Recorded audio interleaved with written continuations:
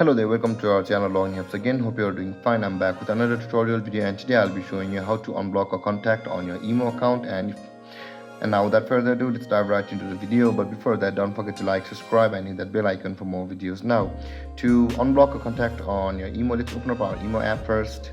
After opening your IMO, the same kind of interface will be on your phone, whereas on the top left corner of your screen you can see your profile icon.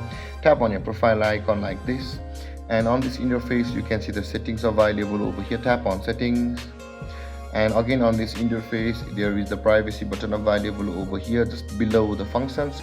Tap on privacy like this, and over here you can see on the contacts category there is the block list available just below the method for adding me. Tap on block list, and you will see all of your blocked person over here, and you can see the unblock button available at the side of the person who is added on this block list. Tap on unblock and again unblock, and that person will be successfully unblocked from our IMO account. And there guys, this is how you unblock somebody from our IMO. And if you have any confusions or questions regarding the topic, don't hesitate to comment in the comment section below, and don't forget to like, subscribe and hit that bell icon for more videos. Thank you for watching guys. Peace.